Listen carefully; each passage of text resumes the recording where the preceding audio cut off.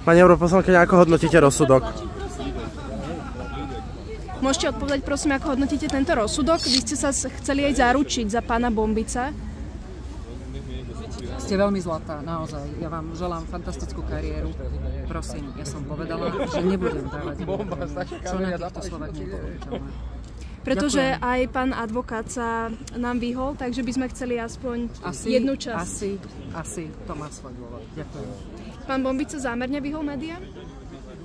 Nepočujete, že nechce vám odpovedať pani? Tak čo sa tu Prepáčte, strkáte? ja sa nepýtam vás. Ale a vy sa jej pýtate a ona to nechce. Neskutočné. Čo neskutočné? Čo bude? Sorošovým médiám bude dávať komentár? Pani Lašaková, bude pán Bombic vašim novým Dobre, asistentom? nedajte iný Sorošákom. Vy ste to v minulosti Nedávajte nepoprela? nič, nebudú mať tému. Sorošíci. Kúkaj, tak natrčajú o tí one. Chápadla markizánske, mafiánske. Koho som hľadala? Ako vnímate to Citlivo.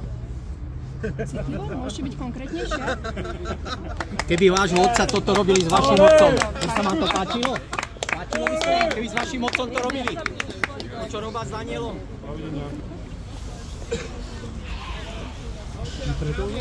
Haló, prosím vás pekne, však ale že technická kolega, ale tak čakajú, že máš do sebe. Ja to si ty, prepáč. Jemne.